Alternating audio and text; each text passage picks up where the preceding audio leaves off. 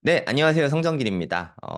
모두가 기대하고 계시는 컨텐츠인데요. 하루의 차트 공부. 오늘 첫 번째 컨텐츠입니다. 네, 하루님 모였습니다. 안녕하세요. 안녕하세요. 네, 반갑습니다. 그 영상 댓글들 보셨죠? 아, 네, 봤습니다. 네, 다들 기대가 어마어마하신 것 같습니다. 저는 차트에 관심이 그렇게 많으실 줄은 생각도 못했어요.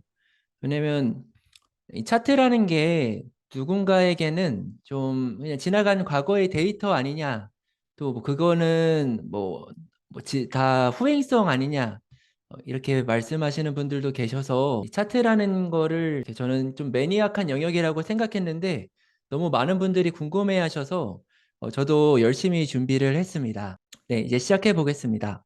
저는 이제 어떤 전문가도 아니고 그냥 일개 개인 트레이딩을 하는 사람 중에 한 명이라고 생각합니다. 그래서 앞으로 나오는 내용들은 저의 개인적인 의견입니다. 제가 매매하면서 경험한 거를 기반으로 정리한 거지, 이게 뭐 무조건 꼭 정답이다, 이런 의견은 아니니까 참고해서 들어주셨으면 좋겠습니다. 그렇지만 저는 이제 매매는 많이 했다고 생각을 하고 있어요. 그러니까 업비트 같은 경우는 거래 수수료 같은 게 현금 영수증으로 발행이 됩니다. 그래서 제가 이거 홈택스에 들어가 가지고 과거에 냈던 자료들을 가지고 왔는데, 여태까지 낸 것들, 이거는 이제 2021년 상반기만 낸 거고, 선물 거래소랑 외국 거래소랑 다 정리해 보니까 한 2억 5천 정도 되더라고요. 그래서 거래 대금으로만 보면은 뭐 한 5천억 정도 거래를 했던 것 같습니다. 그렇지만 이제 이게 5천억이 있어서 거래했다 이런 의미가 아니라 1억을 사고 팔고 하면은 2억 거래한 게 되는 것처럼, 그러니까 그만큼 여러 번 거래했다는 거를 좀 보여드리고 싶었습니다. 경험이 정말 많으시네요. 네. 그만큼 많이 잃기도 많이 잃었고 거래소 좋은 일들을 많이 했었습니다. 네. 그리고 제가 성정길 선생님을 유튜브를 통해서 알게 됐는데, 제가 이렇게 보고 있던 채널에 나갈 수 있을 거라고는 올해까지도 생각을 전혀 못했었습니다. 되게 제가 존경하는 선생님, 제가 말로만 존경하는 게 아니라 이제 제 강의나 뭐 저의 이런 톤을 생각해 보시면 많은 분들이 그러시더라고요. 선생님과 너무 닮았어요. 그게 제가 선생님을 보고 많이 배워서 그렇습니다. 네, 정말 영광입니다. 존경하고 있고 많이 닮으려고 하고 있습니다. 그래서 그런 채널과 구독자분들을 만날 수 있어서 너무 기쁩니다. 네. 제가 생각하는 차트부터 좀 정리를 하고 가고 싶었습니다. 그래서 이게 오늘 총 3편이 있는데, 1편은 제가 생각하는 차트입니다. 저는 아직도 이거를 기억합니다. 이 당시에 어, 근무하던 때에 라이브로 이게 낮에 방영을 했었어요. 무려 음, 7년 전입니다. 그때 AI와 이세돌, 이 둘이 이제 AI와 인간의 대결 해가지고 세기의 대결 이렇게 하면서 되게 떠들썩했었습니다. 네. 당시에 이세돌이 백이었고요, 알파고가 흑이었습니다. 그래서 이 둘이 대국을 하는 장면인데요. 여기 이 뒤에 있는 이 사람들은 이 알파고의 개발자들입니다. 그래서 이 둘의 이제 대기를 하는데, 알파고가 이 개발자들 보는 화면을 보면은 여기 3번 화면인데, 이 한 수 한 수 이세돌이 두는 수에 맞춰서 승률이 실시간으로 계산이 됩니다. 근데 이제 우리가 신의 한 수라고 하는 사건이 일어나죠. 이세돌이 79수였나요? 79수를 두니까 알파고 승률이 급격히 하락합니다. 여기 당황하는 개발자들의 모습이 보이죠. 음, 이후의 상황은 이렇게 됐습니다. 이 79수를 두기 전에 알파고가 계산했을 때 이세돌의 승률은 0.007%였다고 합니다. 네, 거의 이길 확률이 없는 상태였네요. 네. 그래서 근데 이 이후로 어 이세돌이 그 수를 두고 나서 알파고는 50% 이하로 급격하게 승률이 떨어지고, 어 한수 만에. 네. 그리고 나서 대국을 졌습니다. 이제 음, 순식간에 이렇게 좀 악수를 계속 연속해서 두면서. 근데 저는 이 차트가 이 생각을 많이 하는데, 차트가 이런 알파고와 비슷한 것 같아요. 우리가 이런 차트를 보고 있으면 캔들이 가격 움직임에 따라서 계속 새로운 봉이 출현하잖아요. 네. 그러면 분명 그 당시에는 좋았던 상황이 어떤 안 좋은 상황을 만나게 되면은 순식간에 나빠지기도 합니다. 네. 그래서 저는 차트를 현재 자리에 승률을 계산하는 방법이라고 저 개인적으로 정의하고 있습니다. 되게 좋은 뷰인 것 같아요.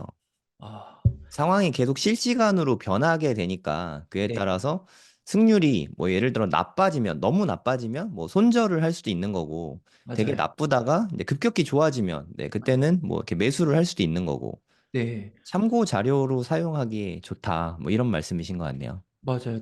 너무 좋은 첨언이신데 이게 그런 거 있잖아요. 차트를 잘 보는 사람들이 나 이거 하나 추천해줘 하면은 제가 추천하기가 정말 난해한데 제가 지금 시점에는 좋다고 생각했지만 이후에 안 좋아지는 경우들이 꽤 덜어 있었습니다. 맞아요. 네.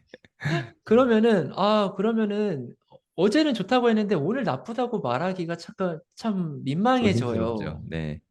근데 그 이유가 이런 알파고가 신의 한 수를 맞고 나서 급격하게 안 좋아진 것처럼 음, 차트에서는 이런 일들이 비일비재하게 일어납니다. 네, 네. 이때도 분명 이 비트코인의 차트인데요. 왼쪽 걸 보시면은 이렇게 순식간에 급락을 했어요.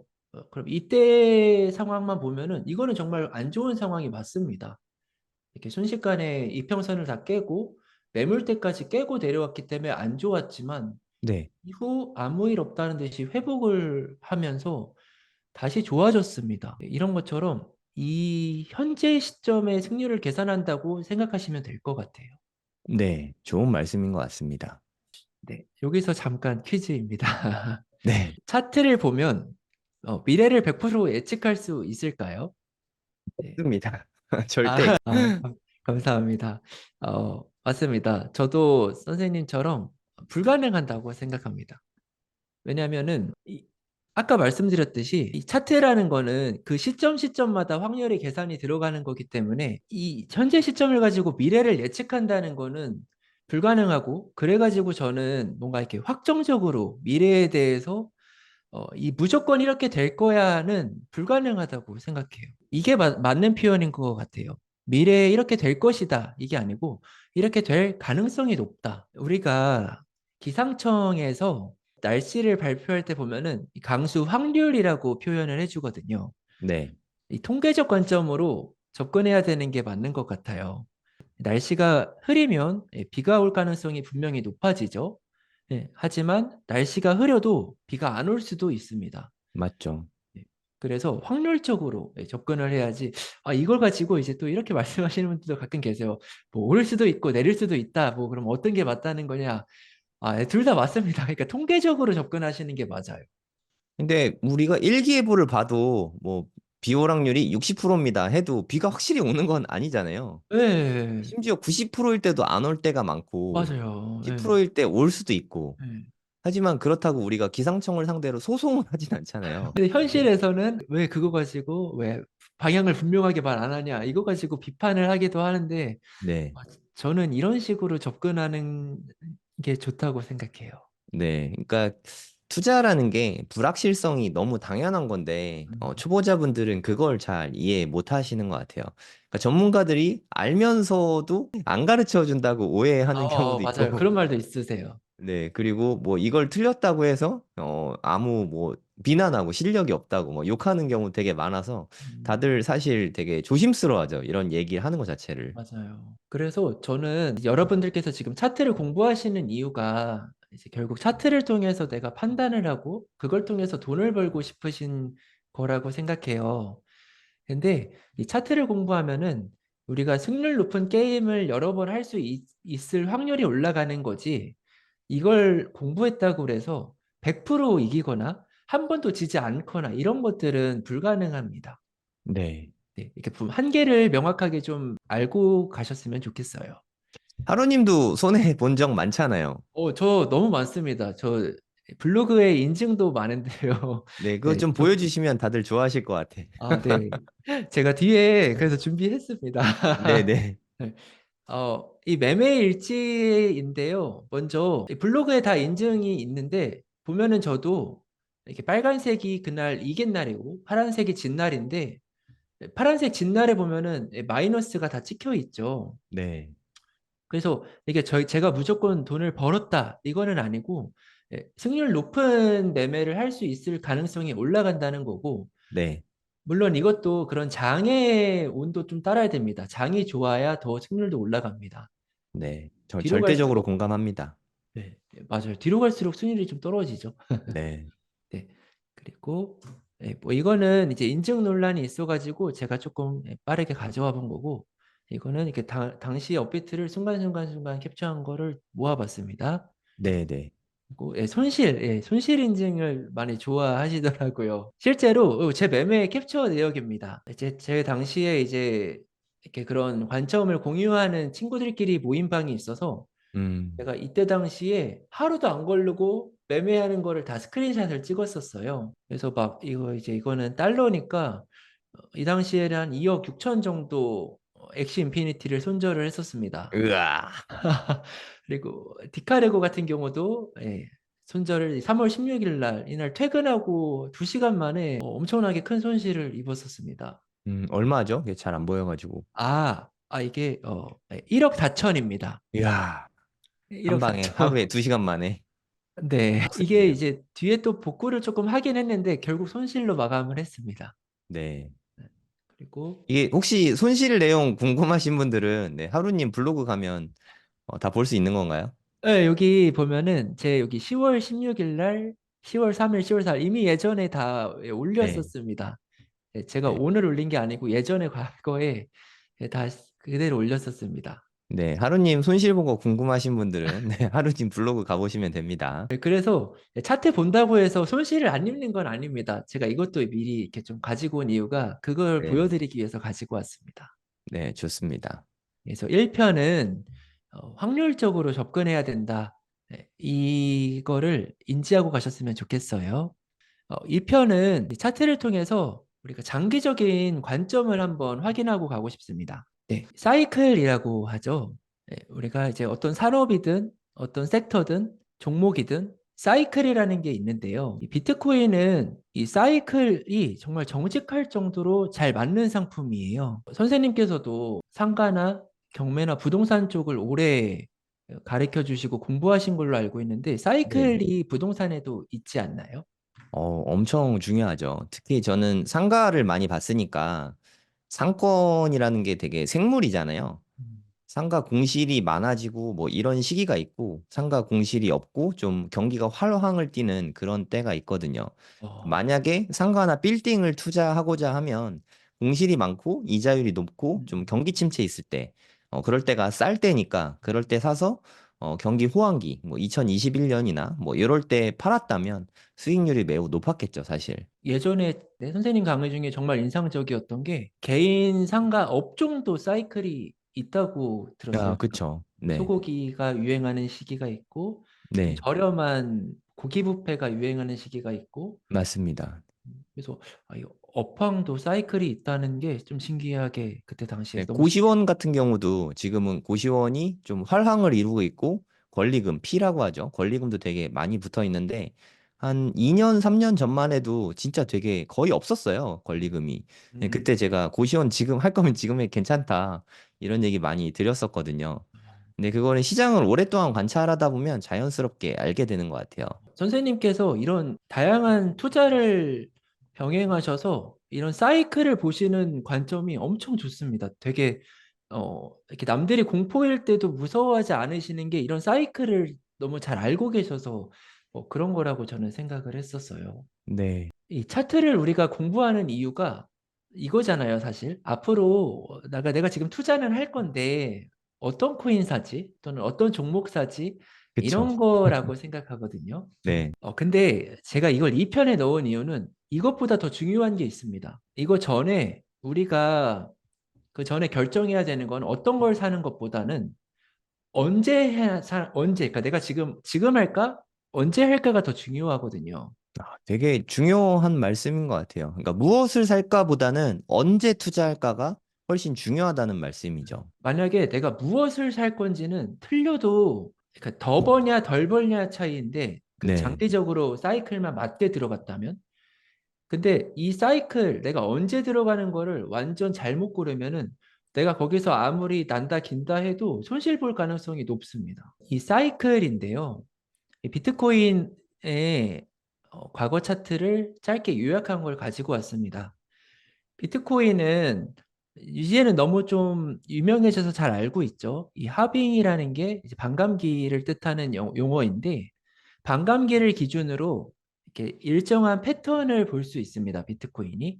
네, 이따가 제가 뒤에 이제 차트를 보면서 자세히 보여드릴 텐데 그러면 이 반감기가 도대체 뭔데?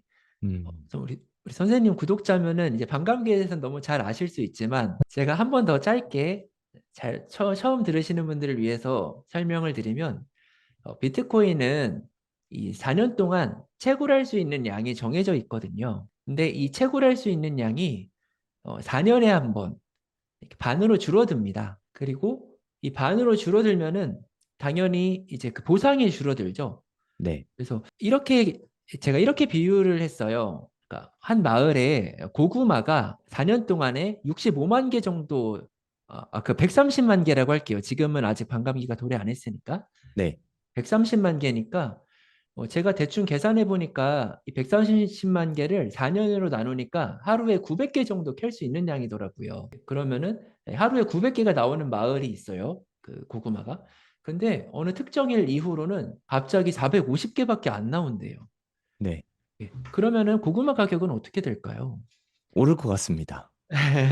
맞습니다. 가격은 결국 수요와 공급에 의해서 결정이 되는데 공급이 절반으로 줄어들면은 당연히 가격은 오를 수밖에 없습니다. 그리고 이미 과거의 역사에 의해서도 이 반감기는 다 증명이 되었었어요. 이게 추정이나 뭐 어떤 예측이 아니고 실제입니다. 네, 한번 잠깐 화면을 바꿔서 검증해 보는 시간을 가져보겠습니다. 네, 좋습니다. 네. 지금 여기 이렇게 작게 보인 이 부분을 좀 더 크게 봐볼게요. 네, 이건 약간 팁인데요. 우리가 보통 바이낸스 차트를 많이 참고하는데 네, 이 바이낸스가 비트코인을 거래를 지원한 지가 그렇게 오래되지 2017년? 않았습니다. 네, 네, 그래서 BTC USDT 하지 마시고 USD를 하시면 여기 중간에 크립토라고 있습니다. 네. 크립토를 들어가시면 조금 차트가 좀 다른데 전체 기간이 다 나오죠. 네, 여기 이게 2009년부터 첫 블록 생성을 했습니다. 첫 번째 반감기를 제가 표시를 해놨습니다. 여기 2012년 11월 28일이에요. 네, 이후의 가격이 이 반감기 시점부터 여기서 또 하나 특징인데요. 반감기가 됐다 그래서 갑자기 짠 하고 오르지 않습니다. 여기서 음, 보면은 대략 한 50일 정도 가격 횡보를 하다가 상승을 하기 시작합니다. 한 두 달 걸렸네요. 네, 2달 걸렸습니다. 이렇게 오릅니다. 이 오름폭이요. 얼마나 오른 거냐면 여기서부터 카운트를 하면은 무려 2000%. 20배. 네. 그러니까 이 기간이 한 130일이니까 한 4달 만에 네. 2000%가 올랐습니다. 2012년에. 아, 저 때 샀어야 됐죠. 네, 이때도 이때도 막 200달러에 올라서 사도 260달러였습니다. 네, 네. 이후를 쭉 봐볼게요. 반감기 시점, 우리는 첫 번째 반감기 시점 이후를 보고 있습니다. 좀 네, 확대해서 볼게요. 네, 이렇게 이후에 엄청난 하락을 하고 재차 상승을 이어갑니다. 이게 언제냐면요. 반감기가 지나고 나서 대략 1년 뒤에입니다. 반감기 어, 플러스 1년 뒤. 이때 최종적으로 반감기 시점 플러스 1000%네요. 1000%. 100배 올랐네요. 100배. 무려 12달러던 게 1200달러가 됐습니다. 네네. 네. 100배가 올랐어요. 그리고 나서 1년이 지나고 나니까 하락을 합니다. 하락. 얼마나 하락했는지 좀 재볼게요. 86%, 그러니까 1240달러 가까이 되던 게 160달러까지 떨어졌습니다. 네, 거의 뭐 열토막 정도 난 것 같아요. 네. 1000원 넣으면은 100원 정도 됐겠네요. 네, 네. 이게 반감기 플러스 1년 이후의 일입니다. 1년 이후의 네, 일.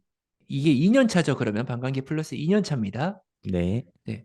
그리고 나서 다시 이제 반감기 플러스 3년, 3년이 되면은 3년 차죠. 3년 차가 되면 어떤 현상이 벌어지냐면 이렇게 바닥에서 횡보를 하고 여기서 수렴을 합니다. 이게 지나고 나니까 변동성이 작아 보이지만 이 변동성이 엄청납니다. 이게 막 70%, 막 80%씩 오르락내리락 한 겁니다. 어, 이렇게 했다가 자, 그 다음 반감기입니다. 2016년 7월 10일. 2차 반감기죠. 네, 2차 반감기입니다. 이 두 번째 반감기인데 이때도 보면은 반감기라 그래서 사람들이 미리 탑니다. 미리 오르는 걸 볼 수 있습니다. 미리 오르지만 반감기가 막상 시작되니까 어떻죠? 반감기가 떨어졌어요. 시작되니까 떨어집니다. 이게 떨어진 폭이 여기 반감기 시작부터 하면 무려 27%나 빠졌었어요. 많이 빠졌네요. 네, 순간적인 피려침이지만 이렇게 빠지고 이후 어떻게 될까요? 쭉 가보겠습니다. 제가 좀 몇 달 있다가 생동감, 막 또 오를까요? 네, 생동감을 위해서 제가 한 칸 한 칸 넘겨볼게요. 이게 네, 일봉입니다. 네. 캔들 하나하나가 이렇게 계속 이 캔들 하나가 하루입니다. 이야, 네, 이때 진짜 기분 좋죠. 네, 참고로 여기 파란색이 전고점입니다. 전고점. 그 어, 전반감기의 전고점. 네. 한 2013년도쯤 고점이죠. 네, 맞습니다. 바로 여기입니다. 여기. 네네. 네, 쭉 가보겠습니다. 드디어 넘겼습니다. 요 고점을 네. 넘겼습니다. 2017년에. 고점 넘기고 좀 빠졌네요. 네, 하락을 합니다. 네, 고점 넘기니까 와, 이제 불장이다 했지만 사실 불장은 아니었어요. 왜냐면은 좀 하락을 했거든요. 여기. 네. 지금하고 되게 비슷한 어, 느낌입니다. 그쵸. 그러네요. 요즘이랑 정말 비슷한 것 같아요. 네. 네, 이 당시에도 고점부터 33%나 하락을 했었습니다. 음, 하지만 우리는 반감기를 믿고 계속 투자를 했다면 다시 회복을 하고 정고점을 넘기고 네. 상승세를 이어나가는 것을 볼 수 있습니다. 계속 가볼게요. 네, 네, 주의할 거는 계속 등락은 있다는 거. 맞아요. 오르기만 하는 게 아니라는 게 음. 중요하죠. 여기 중간에도요, 고점을 넘겼지만 여기서부터 무려 40% 가까이 하락을 했어요. 이때도. 그러니까요. 그러니까 반감기라고 해서 오르기만 하는 건 아니라는 거죠. 중간중간 큰 하락은 항상 있습니다. 네. 네. 여기도 보면요. 중간에 여기도 고점부터 무려 여기서도 40% 하락이 있었습니다. 짧은 시간 동안. 그래서 이게 어디까지 멈추는지 계속 가보겠습니다. 이야, 무려 이게 우리가 지금 일봉으로 보니까 이게 좀 생동감 있게 보이시죠? 이게 네. 사실 이제 고점이었습니다. 19,700 정도. 네. 얼마나 올렸냐면요. 반감기 시점부터 재보겠습니다. 이 두 번째 반감기도 첫 한 번째 30배 반감기 올랐네. 네, 맞아요. 비슷해요. 비슷하진 않죠. 첫 번째 반감기에는 10,000% 가까이 네, 올랐으니까. 100배 올랐고. 여기는 너무 차트들 엄청 짜부해야 보이네요. 약 30배 가까이 네. 올랐습니다. 그렇지만 반감기가 예, 요거 반감기 시점 플러스 요때도 한 1년 차죠. 2017년이니까 반감기는 2016년이었고 네. 반감기 플러스 1년 차까지는 고점을 계속 했지만 첫 번째 반감기가 마찬가지로 반감기 플러스 2년 차가 되니까 2018년이 반감기 플러스 2년 차입니다. 무섭게 하락을 하기 시작합니다. 이때도 마찬가지예요. 반감기 플러스 2년 차가 되니까 고점부터 82%나 하락을 했었습니다. 네. 84%네요. 84%. 네, 네. 그리고 2019년이 반감기 플러스 3년 차죠. 반감기 플러스 3년 차가 되니까 또 다시 이렇게 슬금슬금 회복을 하고 다시 상승을 이어나가는 것을 볼 수 있습니다. 계속 가볼게요. 좀 더 속도를 빨리 가보겠습니다. 이때 코로나죠. 네. 그리고 세 번째 반감기 5월 12일입니다. 세 번째 반감기가 되니까 2020년 5월 12일입니다. 2020년 5월 12일 바로 지난 반감기입니다. 네. 이때 이후에 어떻게 됐을까요? 반감기 시점을 다시 한번 봐주세요. 이때 이후로 어떻게 됐는지 가볼게요. 네. 보면은 어, 불과 이때도 약간 공통적인 현상인데 반감기가 됐다 그래서 갑자기 오르지 않았습니다. 약 한 75일 정도 가격 횡보를 했습니다. 네. 하고 나서 상승을 하고 조정을 받고 폭발적인 상승은 한 160일 정도 지나니까 우리가 기대하는 상승이 나오기 시작합니다. 반감기 5개월 후부터죠. 네, 5개월 후입니다. 5개월 후. 네. 반감기가 됐다고 갑자기 오르지 않았습니다. 그리고 이 상승을 할 때 여기가 지난 반감기의 전고점이거든요. 네. 이 전고점을 넘기는데 반감기 하고 나서 한 7개월 정도가 걸렸어요. 네. 그리고 2020년 12월에 지난 반감기의 고점을 넘겨서 여기 또 이렇게 보면은 좀 리얼한데요. 이렇게 오릅니다. 이게 마찬가지로 조정은 받고 올라가고 있는 거 맞아요. 확인할 수 있습니다. 이게 중간중간에 조정이 온다는 거를 잘 유념하셨으면 좋겠어요. 이런 조정폭이 작아 보이지만 무려 한 3, 40% 되는 거거든요. 비트코인이 3, 40%면 알트코인은 작살이 납니다. 네, 여기도 비트코인이 한 26% 정도 하락을 했죠. 네. 이게 상승장인데도 있습니다. 중간중간 항상. 이렇게 여기도 엄청나게 큰 붓다빔이죠. 그 유명한. 5월 12일 날 이렇게 하고 나서 다시 재차 회복을 하고 6만 9천 달러를 찍고 다시 참고로 2021년이죠. 네, 그러니까 2020년이 반감기라고 했잖아요. 네. 2021년은 반감기 플러스 1년. 그러니까 마찬가지로 이번 고점도 반감기 플러스 1년에 나왔습니다. 음, 그리고 나서 우리가 반감기 플러스 2년은 항상 어땠었죠?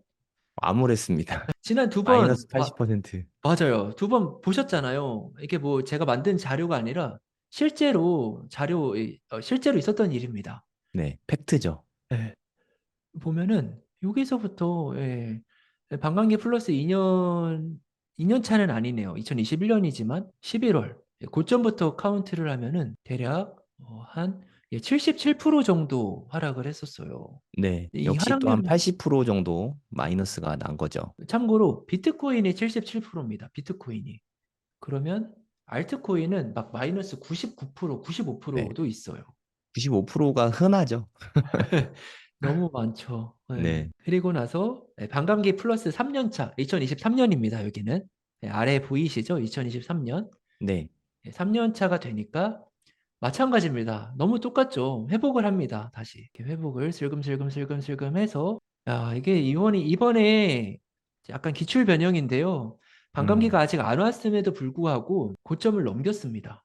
네. 여기 고점을 최초예요, 참고로. 반감기가 오지 않았는데 고점을 넘긴 최초입니다. 사람들이 학습이 많이 좀 돼서 그런 거 아닐까요? 세 아, 번의 반감기를 거치면서. 맞아요. 선생님께서 너무 정확하게 예리하게 말씀해 주셨는데 우리가 이 반감기 이후에 상승률이 점점 줄어드는 거를 아까 보셨었잖아요. 네, 여기 보면은 첫 번째 반감기 때는 한 대략 한 만 만 프로 프로 정도. 가까이 올랐었습니다. 네, 그리고 두 번째 반감기 때는 한 3,000% 올랐죠. 줄어들었죠. 네, 세 번째 반감기 때는 600% 올랐습니다. 네, 그러니까 선생님께서 말씀하신 사람들이 학습하고 있다는 게 이게 점점점 이제 효율적 시장으로 넘어가는 것 같아요. 네. 그러면은 이번에는 이것보다는 더 줄어들 가능성이 좀 있지만 이 가격을 생각하면은 엄청난 거죠, 상승폭이. 네. 아직 반감기가 안 됐으니까. 네. 요게 7만 달러에서 뭐 요거에 뭐 한 300%라고 하면은 300%는 4배거든요. 네. 그러면은 28만 28만 달러. 불? 네. 한 우리나라 돈으로 4억 가까이 될 것 같아요. 맞아요. 네. 인풋까지 좀 들어가면. 그래서 이게 점점 모든 시장이 그렇지만 시간을 거치면서 좀 더 효율화가 되고 이런 진폭이 줄어듭니다. 제가 이제 얘기를 하고 싶었던 부분은 우리가 이런 거시적인 사이클만 잘 맞춰서 예를 들어 반감기 플러스 3년 차에 투자를 하고 반감기 플러스 1년 차에 매도를 했다면 큰 수익을 볼 수 있었을 거라고 생각을 하거든요. 네, 네. 선생님도 제가 알기로는 이부근에서 대부분을 샀죠. 네. 네, 투자를 하셨다고 들었습니다. 네. 네. 사이클을 공부를 선생님께서 하셨었죠. 그러니까 어렴풋이 알았는데 그냥 사실 저 때 많은 산 건 아니고 한 4만 달러 부근부터 계속 산 거죠, 사실. 아, 여기서 계속 사셨대요. 여기서 네, 여기 투자. 4848 계속 하다가 네. 이제 거기에서 물량을 많이 덜어내고 예. 이제 2만 달러 미칠 때 좀 많이 샀어요. 야, 제가 이거를 좀 더 확신이 있었으면은 저도 요 반감기 플러스 3년 되는 2023년 1월에 투자했다면 선생님과 비슷한 평단으로 가져갔을 텐데 좀 아쉽습니다. 그러니까 우리가 하고 싶은 이야기는 종목을 고르는 것도 되게 중요한 부분이긴 하지만 큰 틀에서 상승장에 투자하는 게 가장 중요하다는 거죠. 맞아요. 이렇게 시점만 잘 맞추면 내가 뭘 고르는지는 이순입니다. 큰 틀에서는 같이 벌 수 있다는 거죠. 네. 그러니까 뭐 종목 선정은 솔직히 제 개인적인 의견으로는 비트코인만 투자해도 충분하다고 생각하거든요. 맞습니다. 비트코인 투자만 잘했더라도 이미 지금 두 배, 세 배 정도 수익이 어, 두 배, 세 배 더 날 수도 있었죠. 예, 수익이 네, 났었을 겁니다. 맞습니다. 그러면 여기서 이제 궁금하죠. 왜 하필 반감기를 기준으로 사이클이 돌까? 저는 반감기는 이 공급에 실제로 영향을 미치는 사건이라고 분류를 하는데, 아까 고구마 예를 든 것처럼, 여기서 고구마 예를 든 것처럼, 고구마가 900개 나오던 농장에서 이제 450개로 줄어들면은 이거는 실제적인 사건입니다. 그러니까 공급에 직접적인 영향을 끼치기 때문에 가격에도 영향을 미친다고 생각합니다. 네, 그럼 비트코인은 반감기라고 치면 그럼 다른 코인들은 왜 오르는 거예요? 라고도 질문을 가끔씩 해주세요. 네, 근데 이거는 모든 투자 상품의 공통적인 특징입니다. 그러니까 우리가 예를 들어 미국 주식, 뭐 애플, 엔비디아, 뭐 반도체주 이런 게 오르면요. 그 하위 종목은 저평가되어 보이는 효과가 있습니다. 그러니까 예를 들어 서울 부동산이 한 100억이라고 해볼게요. 네, 그러면 서울 옆에 있는 경기도 부동산이 한 3억이면 너무 낮아 보이지 않을까요?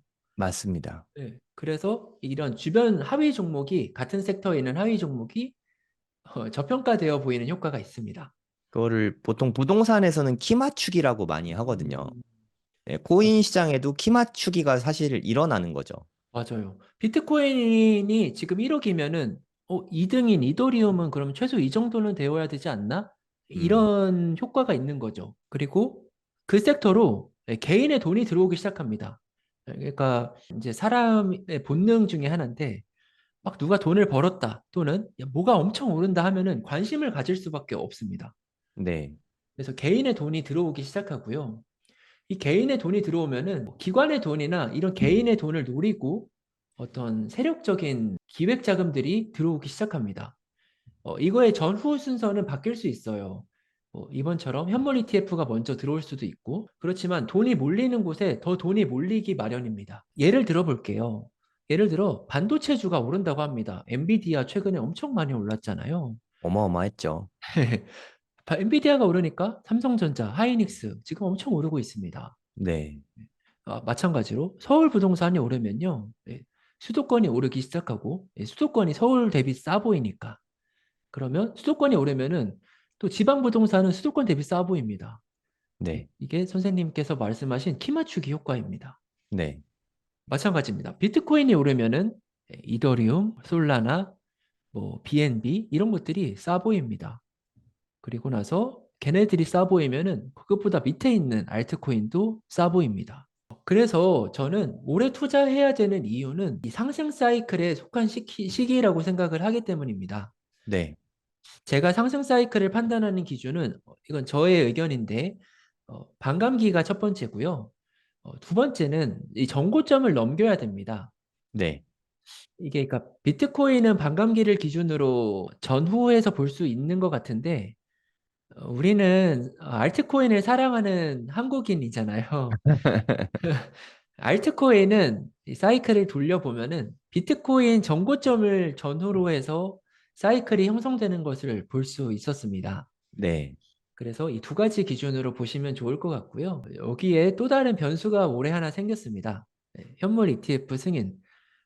선생님 방송에서 이 부분을 너무 상세하게 다뤄주시더라고요. ETF에 관한 투자 운용사의 매수, 뭐 피델리티, 네, 네. 블랙록. 인플로우, 아웃플로우, 뭐 현금 순유입액 뭐 이런 걸 보여드리죠. 맞아요. 선생님의 라이브를 보시면은 이거를 너무 상세하게 잘 보여주시더라고요. 그래서 저는 이런 반감기는 공급에 직접적인 영향을 주는 팩트, 그러니까 이 추정이나 기대감이 아니라 실제로 수요와 공급에 영향을 주는 사건이라고 생각을 하고 현물 ETF 역시 수요에 실제로 기관들이 지금 사고 팔고 하는 게 보이죠. 그래서 이런 수요에 직접적인 영향을 주는 팩트입니다.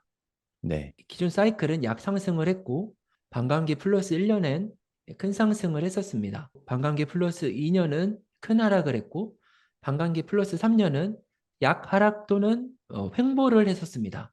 네. 연도로 좀 상세하게 말씀드리면 반감기 해가 2024년 올해입니다. 그리고 반감기 플러스 1년이 2025년 큰 상승이 네, 이제까지 사이클로 봤을 땐 있었죠. 반감기 플러스 2년은 2026년, 반감기 플러스 3년은 2027년 이렇게 보시면 되겠습니다. 맞습니다. 그래서 이 지금 상승하는 게 과거 사이클로 보면은 이게 약상승 구간일 수도 있습니다. 그러면 엄청 불리시한 거죠. 내년에는 올해 오른 거 뭐 그냥 우스울 정도로 내년에 어마어마하게 오른다는 얘기니까. 맞아요. 이게 우리가 지난 차트 방금 봤었잖아요. 지난 차트를 네, 보면은 실제로 있었던 일을 가지고 근거해서 지금 이야기를 하고 있는 거거든요. 네, 이게 뭐 말도 안 되는 얘기가 아니라는 이야기를 좀 하고 싶습니다.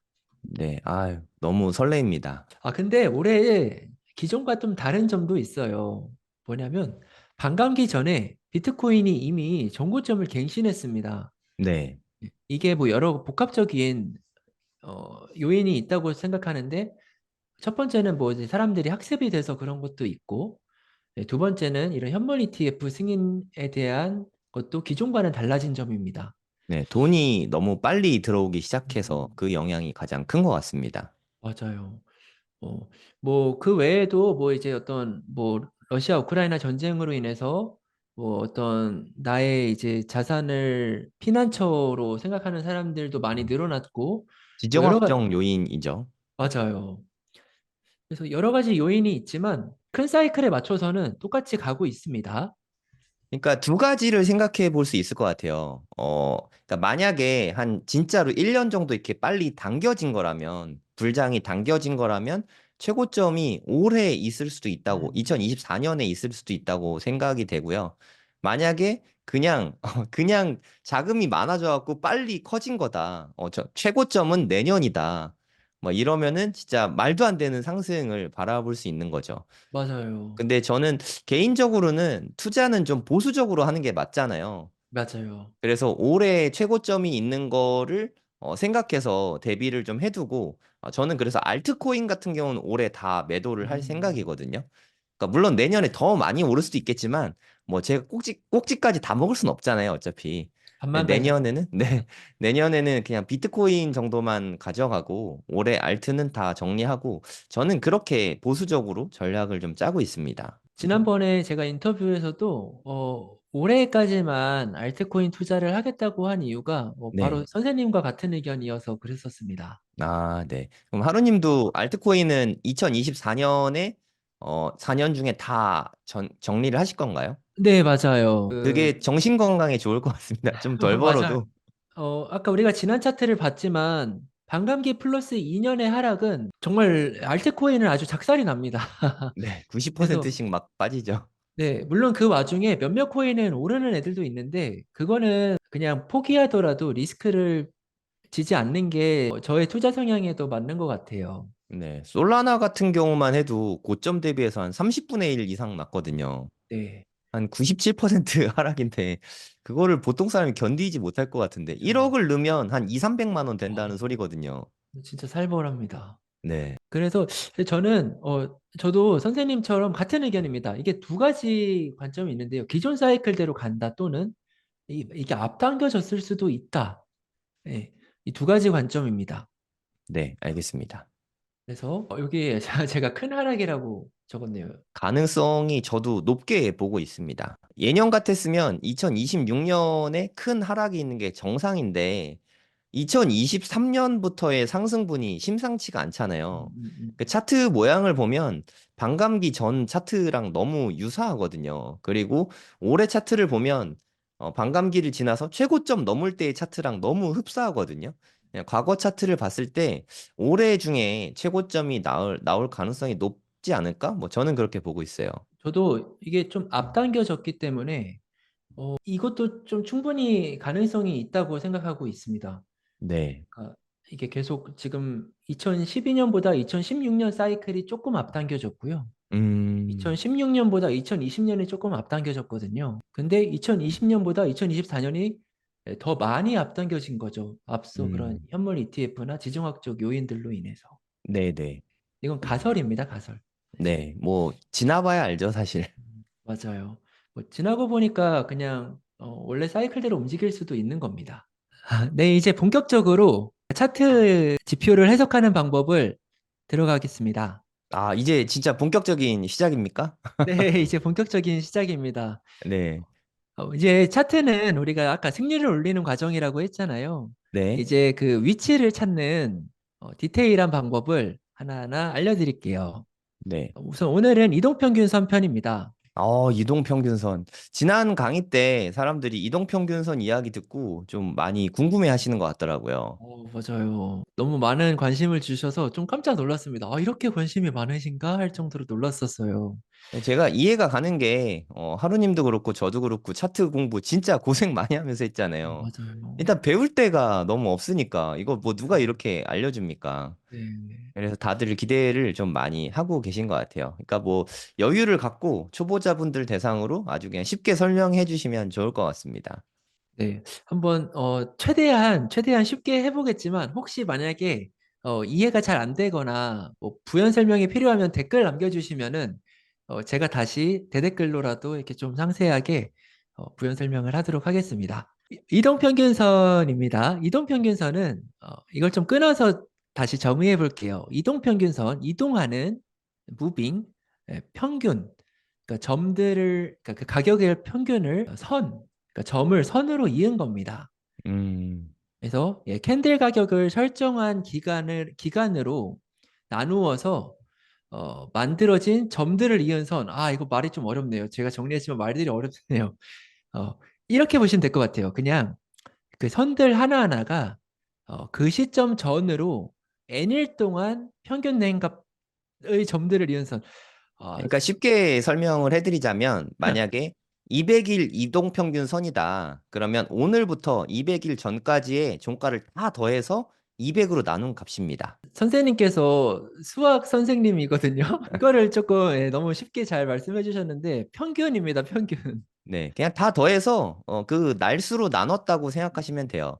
그러니까 맞아요. 하루님이 제일 많이 쓰시는 게 5일, 20일, 60일, 120일 이렇게 쓰시는데 5일 이동평균선은 당연히 만약에 오늘이 28일이다.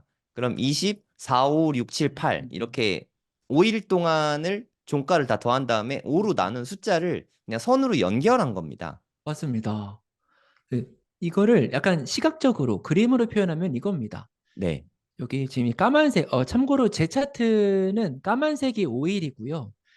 빨간색은 약간 중요하기 때문에 이 빨간색은 약간 피 같은 느낌이 있어서 빨간색은 20일입니다. 네, 네, 그리고 60일은 파란색, 네, 그리고 120일은 초록색인데요. 이 네, 부분이 아까 이제 선생님께서 설명해 주신 요 시점 기준으로 최근 5일 동안 평균 낸 가격을 이은 선입니다. 네. 그리고 빨간색은 5일 이동평균선이죠. 네, 일수입니다. 네.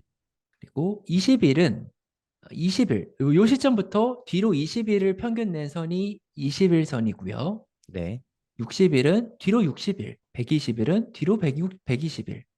그럼 뒤는 계속 이제 앞당겨지니까 이 시점으로 계속 선이 이어지는 겁니다.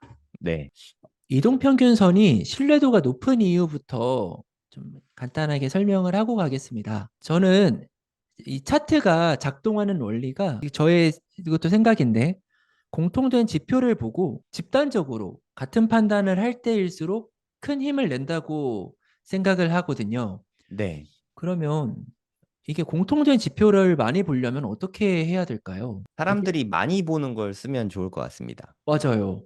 그래서 앞으로 저희가 공부해 나갈 것도 뭐 어떤 저만의 어떤 특별한 지표를 쓴다거나 뭐 제가 만들어낸 이런 걸 하지 않습니다.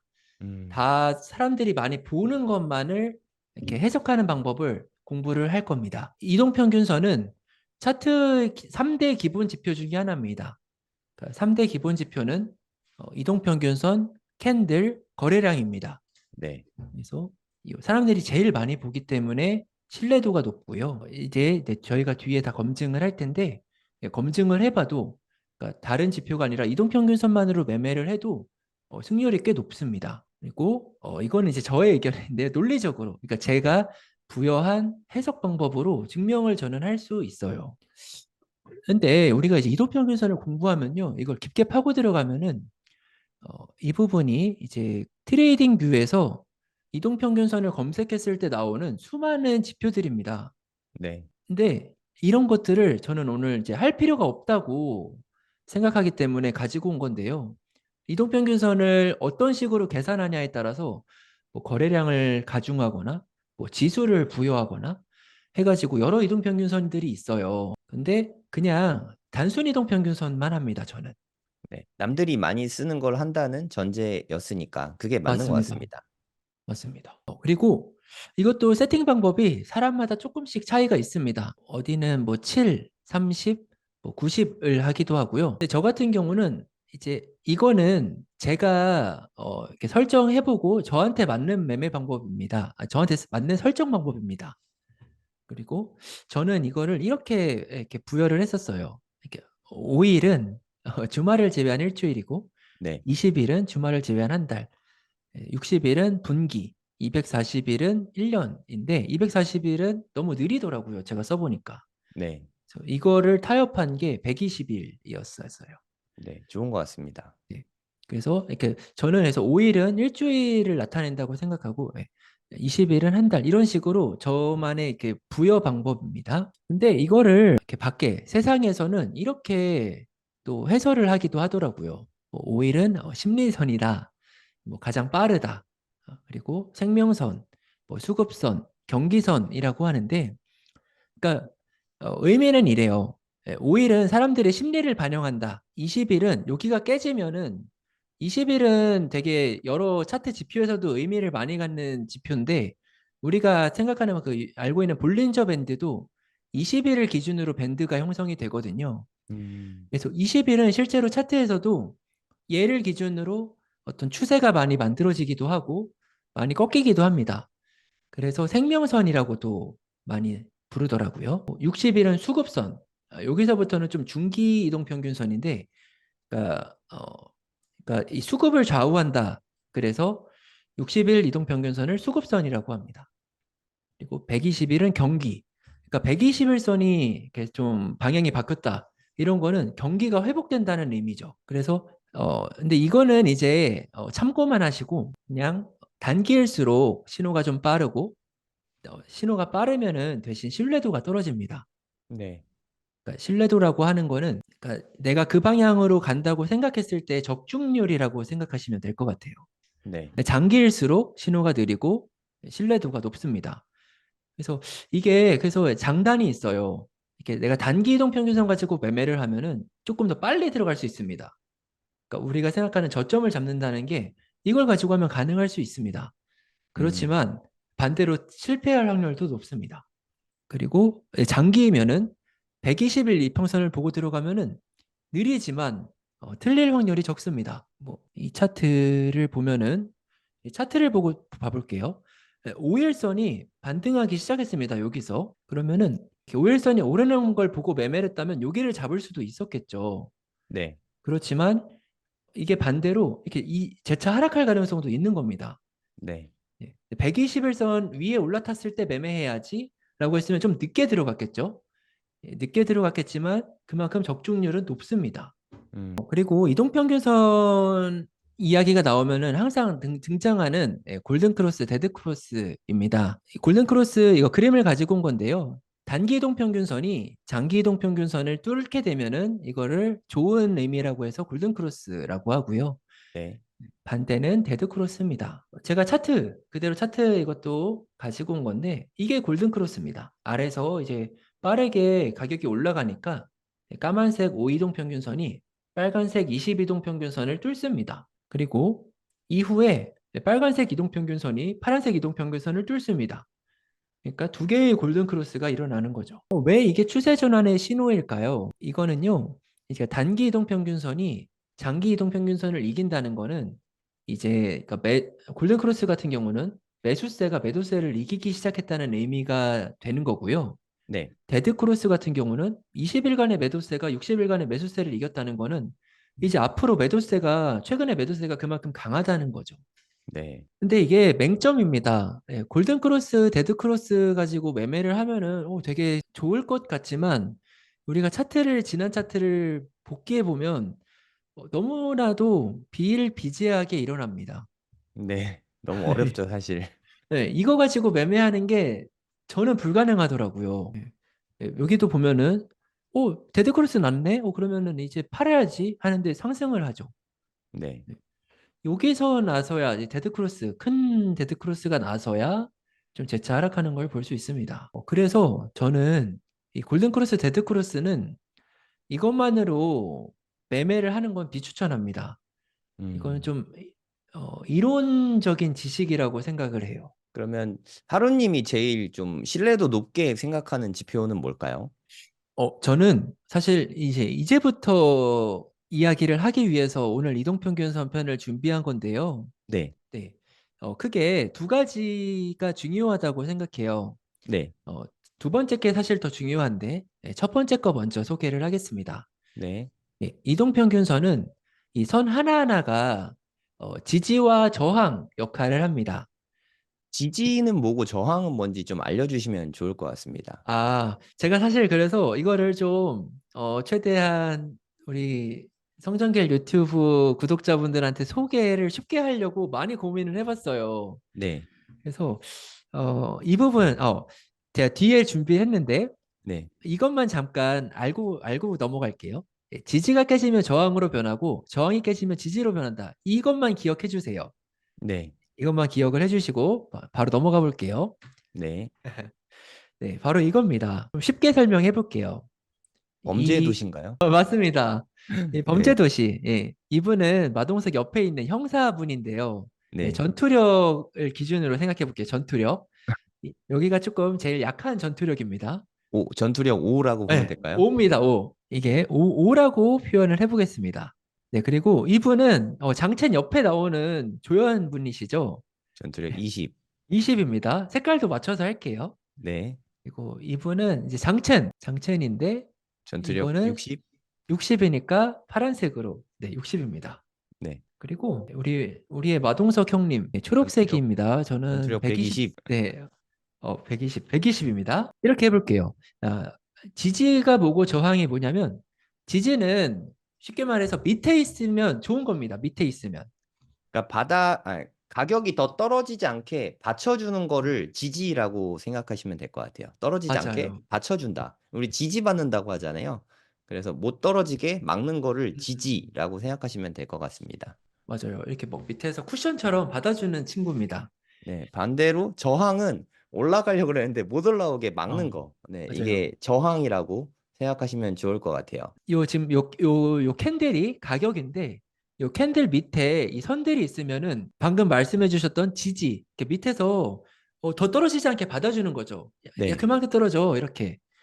근데 이 받아주는 힘의 파워가 바로 전투력인데 이 전투력이 5일선도 받쳐주긴 합니다. 여기 보면은 여기 이렇게 단기적으로 빠르게 오르는 이 부분 보이시죠? 마우스 커서가 있는 부분. 네, 5일선을 따라서 오르죠. 네. 그래서 이 형사분의 파워가 지지를 해주는 겁니다. 근데 근데 차트랑 거의 같이 움직여서 구분이 좀 쉽지 않은 것 같아요. 이후에 그러면은 좀 더 큰 사이클에서 한번 좀 봐볼게요. 네, 예, 20선은 이게 제가 이제 뒤에 좀 확대해서 다 보여드릴 텐데 이것만 좀 설명하고 넘어가겠습니다. 이 빨간색은 이 친구가 받쳐주는 겁니다. 이 조연분이. 파란색은 60, 장첸이 받쳐주는 겁니다. 보면은 이 가격이 떨어질 때 이 빨간색이 뚫리면은 빨간색이 지지를 하다가 빨간색이 뚫리면은 장첸이 받쳐줍니다. 여기 파란색이. 네, 그리고 이 장첸이 뚫리면은 마동석이 받쳐줍니다. 초록색이.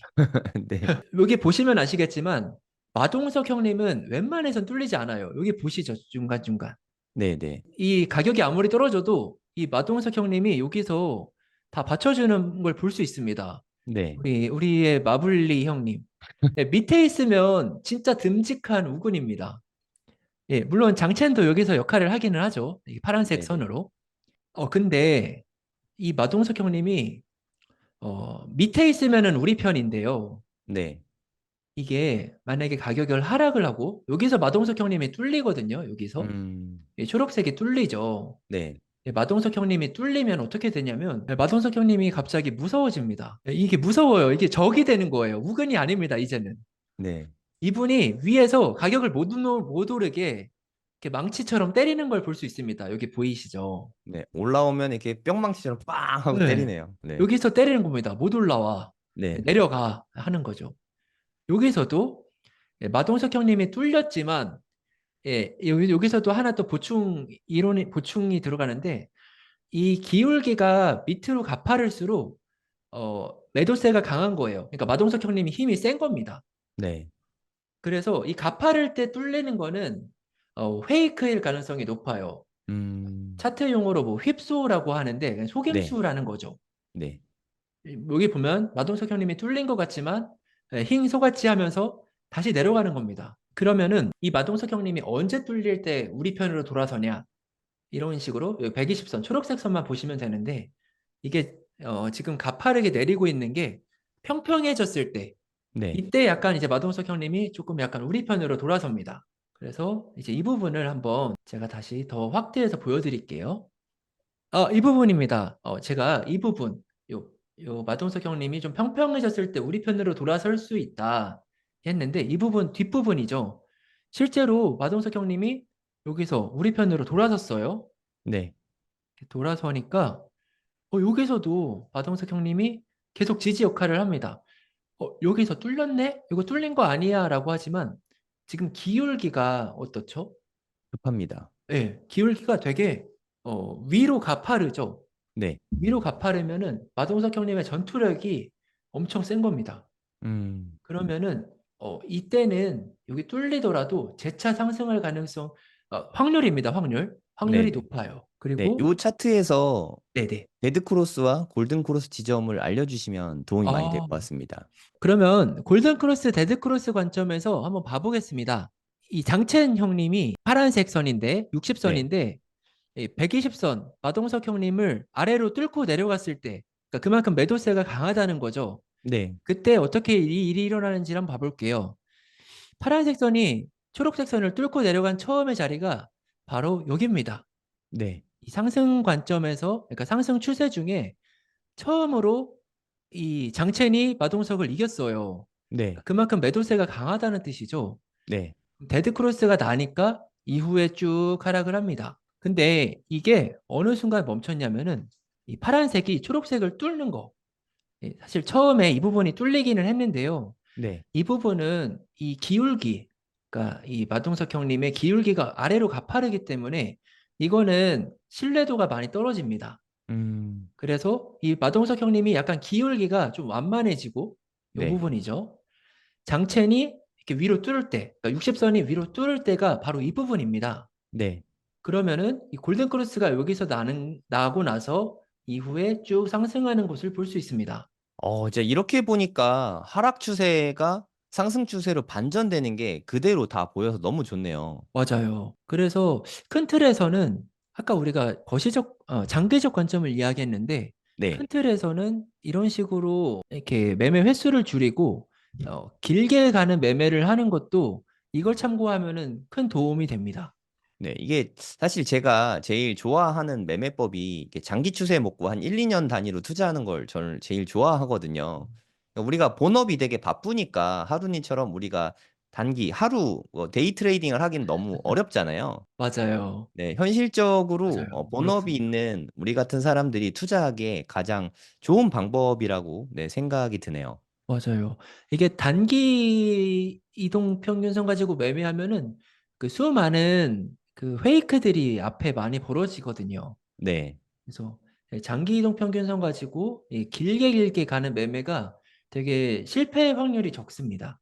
네, 또 오늘 저는 이동평균선을 저는 잘 안 쓰기도 하지만 오늘 좀 배운 게 기울기가 가파를 때 크로스가 난 거는 좀 신뢰도가 떨어진다. 맞아요. 이거를 좀 잘 배운 것 같아요. 일단 네. 한번 누웠다가 골든 크로스 지점에서 들어간다. 음, 그게 가장 좋은 팁인 것 같습니다. 맞아요. 여기 보면은 여기 지지 역할, 그러니까 마동석 형님이 지지 역할 할 때도 기울기가 다 가파른 상태입니다. 네, 여기. 예, 근데 얘가 이제 완만하게 눕기 시작하면은 이제 뚫리는 거는 좀 위험한 신호가 되는 거죠. 네, 네, 그러니까 마동석 형님의 전투력이 좀 약해지는 겁니다. 네, 네, 하지만 이동평균선에 치명적인 단점도 있어요. 이게 뭐 완벽한 지표는 아니고요. 후행성이 짙다. 그러니까 한마디로 뒷북치는 거 아니냐. 이런 비판도 일부 있습니다. 그게 이제 이 이동평균선이 아까 우리가 전일 동안 평균 내는 걸 가지고 그 가격을 선으로 표현한다고 했잖아요. 네, 그래서 예를 들어 115일 하락하고 5일 급등해도 이 121선에서는 크게 영향을 주지는 않아요. 그렇지만 이게 기울기로 표현이 되는 거죠. 네. 기울기로. 그래서 하지만 기울기가 네. 네네. 하지만 그 이 영향 덕에 신뢰도는 더 높을 수 있으니까 맞아요. 맞아요. 장점도 있는 것 같습니다. 맞습니다. 제 이제 두 번째입니다. 아까 우리가 이제 우리 범죄도시 이야기를 하면서 지지와 저항 역할, 이 선들이 지지와 저항 역할을 한다. 첫 번째. 그리고 이제 선들이 가파를수록 전투력이 강한 것이다. 네, 네. 이 부분을 이야기했는데 그 다음 두 번째는 이 배열입니다. 배열. 오늘 이동평균선에서 이 배열만 기억하셔도 저는 다른 거는 다 만약에 잊어버린다고 해도 이것만 기억하셔도 남는 게 있다고 생각할 정도로 네. 이 배열은 핵심 내용입니다. 마동석 형님 하니까 잊혀지지 않을 것 같습니다. 너무 무거우시니까. 네, 여기 올라갈 때도 되게 묵직하게 올라가시죠. 네. 그러니까 마동석 형님이 밑에서 받쳐주면 되게 좋은 거고 무거우시니까. 맞아요. 마동석 형님이 위로 올라가시면 너무 무거우니까 날 무섭죠. 깔아 와, 뭉개는 것 같으니까 안 좋고. 진짜 무섭습니다. 네. 이렇게 생각하시면 참 쉬울 것 같습니다. 이제 배열은 마동석 형님이 밑에 있고 그 밑에 장첸이 있고 그러니까 전투력이 강한 사람들부터 밑에 있는 거를 정배열이라고 표현합니다. 아, 네. 네. 그러니까 이런 상황이에요. 네, 저는 검은색이 5일선, 빨간색이 21선, 파란색이 61선, 초록색이 121선이라고 했는데요. 이게 이렇게 나란하게 무거운 애부터 밑에 있을수록 이제 정배열이 되고 우리가 코인 하면서 사실 기대하는 거는 막 단기간에 뭐 1시간 만에 막 20%, 30% 이런 오르는 급등을 기대하잖아요. 근데 이런 급등은 정배열이 만들어지고 나서 나오는 경우가 90% 이상입니다. 한번 우리 이제 구독자분들은 한번 이제 돌아가셔서 업비트 차트를 보세요. 그러면 펌핑이 어느 순간에 나왔냐면은 정배열이 만들어지고 나서야 나오는 경우가 많습니다. 어, 그래서 제가 이따가 다 한번 검증을 해드릴 텐데 오늘 이것만 기억하셔도 됩니다. 정말 중요한 내용이에요. 그만큼. 약간 조금 공부처럼 하면은 네, 정배열은 이겁니다. 캔들이 모든 이평선보다 위에 있죠. 네. 그러니까 현재 가격이 5일에서 120일 동안 매매한 사람들의 평균 매수가보다 비쌉니다. 네, 그러니까 이게 무슨 뜻이냐면 음, 캔들은 현재 가격을 말해주고 음, 이평선은 평균 가격이니까 평균 가격보다 우리가 매수한 가격보다 캔들이 위에 있다. 가격이 위에 있으니까 다들 수익을 보고 있다. 이렇게 맞습니다. 생각하시면 될 것 같아요. 네, 이 사람들이 다 수익 중인 것이죠. 네. 그렇지만 수익 중일 때는 여러분들께서는 어떻게 하시나요? 그러니까 저는 익절을 하기도 하지만 좀 더 길게 가져가고 싶은 경우가 좀 많았었거든요. 더 벌고 싶죠. 그렇죠. 그래서 홀딩력이 좀 강해집니다. 보유하는 사람들이 많아져요. 보유하는 사람들이 많아지고 가격이 오르기 시작하면 사람들은 어떻게 되죠? 아까 기분이 잠깐 좋습니다. 여유가 생기고. 그렇죠. 그리고 초장에도 잠깐 말했는데 가격이 오를 때 사람들은 관심을 갖거든요. 음, 가격이 오르면은 오르니까 너도 나도 사기 시작하는 현상이 벌어집니다. 그래서 보유하는 사람들은 좀 보유력이 강해지고 새로 신규 매수세가 들어오기 시작하니까 가격이 점점점 빠르게 오르기 시작합니다. 그리고 이렇게 본전 심리에 의해 매도되는 물량이 없죠. 수익 중이니까. 네. 그리고 신기하게도 이렇게 좋은 뉴스들은 이렇게 오르기 시작할 때 나오는 경우가 많은 것을 경험해 보셨을 거예요. 어, 이런 트리거가 보통 이렇게 차트가 다 만들어지고 나오는 경우가 많습니다. 뭐 예를 들어서 뭐가 좋은 뉴스, 호재 뉴스 또는 그 산업, 뭐 AI가 좋다더라, 반도체 전체의 호재 또는 국가의 호재, 뭐 미국 경기가 좋다더라 또는 이런 가격 조정 세력이 언제 들어오냐면 개인의 돈들이 많이 들어올 때 들어와요. 그래서 정배열이 만들어졌다는 거는 이렇게 누가 옆에서 엉덩이 찰싹 때리면은 팔짝 뛸 수 있는 상태가 되는 겁니다. 네. 그래서 모든 차트를 찾아보면은 이런 폭발적 가격 상승, 펌핑은 이런 전조 증상이 항상 있습니다. 이동평균선의 정배열이 만들어지고 나서야 펌핑이 나는 것을 볼 수 있습니다. 가령 이런 겁니다. 우리가 생각하는 이제 비트코인의 제가 오늘 찍은 차트인데요. 이 부분을 보면은 여러 가지 오늘 설명했던 것들이 다 담겨 있습니다. 네. 먼저 골든 크로스가 여기서 파란색 선이 초록색 선을 뚫는 게 여기서 처음에 났죠. 네. 그리고 이 아래에 마동석 형님 보이시나요? 초록색? 네, 잘 예. 보입니다. 이 마동석 형님이 지지를 하고 있죠. 예, 네. 밑에 있으면은 우리 편이라고 했잖아요. 예, 지지를 하고 있습니다. 예, 오르기 시작할 때 여기서도 마찬가지로 지지를 했습니다. 근데 여기서 평평해졌지만 뚫렸어요. 뚫리면 위험하죠. 예, 위험한 상황 맞습니다. 하지만 여기서 재차 상승을 하면서 다시 한 번 더 골든 크로스가 다시 한 번 납니다. 여기서 데드 크로스가 났지만 네. 여기서 얼마 지나지 않아서 재차 골든 크로스가 납니다. 그래서 다시 마동석 형님께서 우리 편으로 돌아서니까 여기서도 마동석 형님께서 밑에서 받쳐주는 것을 볼 수 있습니다. 네. 그리고 이후에 여기 빨간색 선, 20선, 20선도 지지를 중간중간 계속합니다. 네. 예. 여기서는 파란색 선이 지지를 했네요. 그리고 이런 식으로 배열이 한번 이렇게 정배열이 되기 시작하고 나서야 정배열은 바로 이 부분부터 정배열이죠. 여기서부터 이 부분부터 정배열이 됐습니다. 이 부분이죠. 네. 아래서부터 120선, 파란색 60선, 빨간색 20선, 검은색 5선 이 깔리고 나서야 우리가 생각하는 이런 가격 상승, 폭발적인 가격 상승이 여기서 만들어지는 것입니다. 이 부분을 좀 상세하게 가져와 봤어요. 네. 여기 이제 사실 우리가 궁금한 거는 이런 추세가 반전되는 자리가 언제인지가 궁금한 거잖아요. 맞습니다. 이 부분을 제가 확대를 해볼게요. 이 부분입니다. 여기서 더 정확하게 볼 수 있어요. 여기 보면요. 예, 마동석 형님이 위에 있으니까 여기서 뿅망치 때리는 것도 보이고요. 네. 여기 파란색 선이 초록색 선을 뚫는 골든 크로스도 여기 보입니다. 그리고 여기 마동석 형님이 밑에 계시기 시작하니까 지지하는 든든하게 것도 받쳐주시는데요. 볼 수 있습니다. 네. 네. 그리고 여기 전체를 보면 어떻죠? 여기 전체를 보면은 이 골든 크로스가 난 시점부터는 이동평균선이 정배열이 됐습니다. 네. 네. 아래에서부터 깔리기 시작하죠. 캔들 위로. 이 배열이 완성이 되니까 이후에 어떻게 되죠? 이런 상승이 나옵니다. 그러니까 투자 들어가는 시점은 골든 크로스가 나면서 정배열이 되기 시작했을 때 그때 들어가기에 아주 적절한 시점이네요. 네, 맞습니다. 이게 뭐 이렇게 여기서 많이 올랐으니까 늦은 거 아니야 하지만 이후 보면은 예, 사실 저점이었던 경우가 많은 것이죠. 이렇게. 네. 그래서 이것도 마찬가지입니다. 이것도 비트코인의 과거 차트를 가지고 온 것인데요. 이것도 정배열이 되고 나서야 비로소 가격이 점점 가파르게 오르는 것을 볼 수 있습니다. 그러면 반대로 역배열은 어떤 신호일까요? 역배열은 정배열의 반대 상황입니다. 네. 이런 상황인 것이죠. 초록색이 위에 있고 파란색이 그 밑에 있고 빨간색, 검은색이 위치한 것입니다. 이거 비트코인의 차트입니다.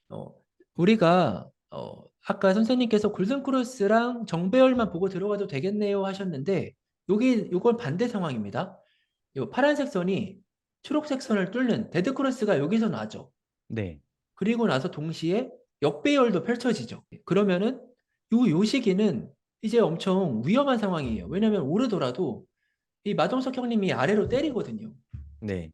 예, 이렇게. 그래서 이제 실제로 이후로 하락장이 쭉 나옵니다. 저 때는 매도를 하는 게 좋겠네요. 수익 실현하고. 맞아요. 하더라도 뭐 단타 아니면은 장기로 가져가겠다. 이거는 진짜 자살행위입니다.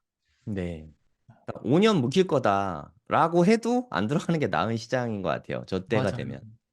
뭐 이후에 정배열이 될 거야 하고 사이클을 한 두 번 견디겠다 하면은 그거는 뭐 말리지 못하지만 위험한 거는 특히 일본급에서 역배열은 진짜 신뢰도가 진짜 높습니다. 네. 굳이 저런 때 매수할 이유는 없다고 생각합니다. 맞아요. 근데 저 때 개미들이 낚이기 좋은 시기잖아요. 그러니까 뭐 맞아요. 예를 들어서 역사상 최고점 갱신 계속하다가 잠깐 조정 줄 때 너무 싸다 해서 그때 막 맞아요. 들어가는 그 시점이거든요. 사실 저 맞아요. 때가. 그래서 맞아요. 가장 많이 물리는 때이기도 한 것 같아요. 네. 여기만 해도 뭐 한 12,000달러를 갔다가 여기 오니까 한 8,000달러 되면서 차트가 다 무너졌거든요. 네. 그러면 12,000을 하던 게 8,000 하네? 한 40% 싸 보이네? 라는 생각을 하는 것이죠. 예, 저기에서 물리지 않으려면 최소한 MA 이동평균선 정도는 공부하는 게 좋을 것 같습니다. 음. 아까 정배열 해석처럼 역배열도 다시 해석을 해보면 이렇게 되는 겁니다. 현재 가격이 최근 참여한 사람들이 전부 다 손실인 상태입니다. 그리고 사람들은 이제 이 마동석 형님이 그러니까 사람들의 평균 단가니까 이 가격이 오면은 매도를 하는 거예요. 여기서도 매도를 했죠. 그래서 뿅망치처럼 내리는 것입니다. 그리고 역배열 구간에서 장기 보유를 계획하고 들어가면 안 됩니다. 반대로 정배열 구간이면은 내가 단기적인 어떤 하락에 휘둘릴 필요가 없죠. 길게 가져가면 됩니다. 네, 아주 좋은 관점 공유해 주셔서 네, 너무 감사합니다. 네. 네, 또 차트에 저는 가장 강점, 우리가 지금 차트를 공부하고 있잖아요. 이 차트의 가장 좋은 점은 물론 내가 큰 돈을 벌기 위함도 있지만 그건 2순위고 1순위는 내가 매매하면 안 되는 타이밍을 알 수 있습니다. 그거 정말 중요한데요. 돈 버는 네. 것도 중요하지만 잃지 않는 게 사실 더 중요하잖아요. 맞아요. 맞아요. 워렌 버핏 형님도 그렇게 얘기를 하셨잖아요. 잃지 않는 네, 게 첫 번째라고. 이런 차트를 통해서 이 위험한 자리만 피해도 최소 중간 이상은 할 수 있습니다. 네, 네, 마지막 파트입니다. 수렴과 발산인데요. 이거는 배열의 심화편이에요. 이거는 그냥 이제 좀 세 번째로 중요한 거니까 좀 편하게 들어주셔도 됩니다. 네, 아까 우리가 정배열이 되면은 가격 상승이 일어난다고 했었잖아요. 네, 그러면 이 가격 상승은 정배열 상태에서는 점점점 가파르게 상승하는 성질을 가지고 있습니다. 그러니까 이거를 이제 이동평균선이 발산한다고 표현하는데 이동평균선이 정배열되고 가격이 상승하면은 이동평균선이 이렇게 부채꼴처럼 이렇게 펼쳐지기 시작합니다. 이게 지금 정배열이 됐고 발산을 하고 있는 게 보이시죠? 네. 캔들은 제가 일부러 지웠고 이건 카카오 차트를 가지고 왔습니다. 그래서 잠깐 해설을 좀 해볼게요. 특정 가격대에서 오랜 기간 횡보한다는 것은 이동평균선이 모인다는 것을 뜻합니다. 그러면 이동평균선이 수렴을 하고요. 수렴은 쉽게 말하면은 길을 모으고 있는 것입니다. 음, 이 나중에 나올 매물대를 쌓는 작업이기도 합니다. 그래서 우리가 오래 수렴한다는 것은 그만큼 기가 많이 모여 있는 것이에요. 그래서 오래 수렴하면은 그만큼 많은 매매 참여자들이 붙게 됩니다. 그 자리에 오래 머무르니까. 수렴하고 나서 정배열이 된 후에 발산을 시작하면은 이 가격이 오르기 좋은 상태이므로 이 점점점 가속화가 됩니다. 가격 상승이 진행되면서 여러 매수세가 붙고 오르니까 개인들이 더 달라붙죠. 호재도 뒤늦게 따라붙기 시작하는 경우가 많습니다. 정배열 이후에 발산이 이제 이 발산의 끝은 어떤 모양이냐면 음, 이런 모양인 경우가 많은데 이런 식으로 발산이 쭉 펼쳐지면은 이 가격이 캔들이 이평선보다 훨씬 위에 높이 떠 있습니다. 네. 이 발산의 최종 형태가 이건데 발산을 하면은 꼭 다시 수렴하는 과정을 거칩니다. 요거를 좀 확대를 해볼게요. 이런 식으로 제가 일부러 캔들은 지웠어요. 이동평균선만 보시기 편하게 하기 위해서 발산을 하고 그 다음에 이렇게 수렴하는 과정을 꼭 거칩니다. 수렴을 하고 나면은 여기서부터는 반반이에요. 여기서부터는 음, 역배열이 일어나면서 하락을 할 수도 있고요. 다시 2차 발산이 일어날 수도 있습니다. 그렇지만 이런 역배열이 만약에 이 수렴 이후에 이런 역배열이 났다. 이런 역배열은 여기서도 보면은 수렴을 완전히 깨끗한 수렴은 아닌데 어쨌든 여기서 마동석 형님께서 평평해지고 수렴을 조금 했죠. 이렇게 하락하고 역배열이 나면은 여기는 매매를 안 해야 되는 상황이라고 했잖아요. 네. 근데 여기서 재차 상승하는 경우도 있습니다. 재차 상승하는 경우는 이런 형태죠. 카카오 형태처럼 2차 발산이 일어납니다. 그럼 재차 상승하면은 또다시 한번 가격 상승을 줄 수가 있습니다. 그러니까 이제 쉽게 말해서 발산이라는 거는 이평선끼리 간격이 커지는 음, 게 발산이고 이평선 간의 간격이 좁아지는 게 수렴이다. 이렇게 보면 될까요? 네, 맞습니다. 그래서 수렴하는 것은 내가 방향을 오를까 내릴까를 정하는 약간 폭풍 전야 같은 시기라고 생각하시면 됩니다. 네. 방향성이 정해지기 전이니까 수렴하고 있을 때 섣부르게 음. 대응하기보다는 좀 방향성이 위든 아래든 정배열이든 역배열이든 확정이 된 다음에 방향을 결정하는 게 좋을 것 같네요. 네, 맞습니다. 그래서 이 역배열 상태가 났다는 것은 아래로 방향이 정해졌다는 것을 의미하기 때문에 여기서는 매수를 안 하시길 권고드리고 있던 정, 것도 팔아야 될 것 같아요. 그렇죠. 그리고 정배열이면은 마찬가지로 단기적인 매도에 휘둘릴 필요가 없는 것이죠. 네. 네, 이거는 카카오를 좀 확대한 차트이고요. 여기서 정배열 되니까 1차 발산이 일어나고 수렴을 하고 다시 발산하기 시작하니까 2차 발산이 일어나고 우리가 배운 게 여기 한 차트에 다 담겨 있습니다. 그리고 여기 그 파란색 선이 초록색 선을 깨는 데드 데드크로스가 크로스네요. 나니까 네. 역배열이 나타나고 네. 이후 쭉 하락합니다. 우리가 배운 게 이 차트 한 장에 다 담겨 있어요. 아, 이것만 보면 투자 너무 잘할 것 같아요. 투자 너무 맞죠? 쉬운 거 아닙니까? 아, 이게 근데, 우리가 길게 보고 투자한다는 게 생각보다 정말 너무 어렵습니다. 어, 그래서 그런 연습이 필요한 것 같아요. 음, 단기적인 매수 매도에 휘둘리지 않아야 되는, 네. 어, 비트코인 하락하면은, 선생님 채널에 막 불 나더라고요. 선생님 어떡하죠? 막 이렇게, 네, 네. 불안하신 분들도 많고 한데, 네. 이렇게 장기적으로 차트가 무너지지 않았다면은 걱정하지 않으셔도 됩니다.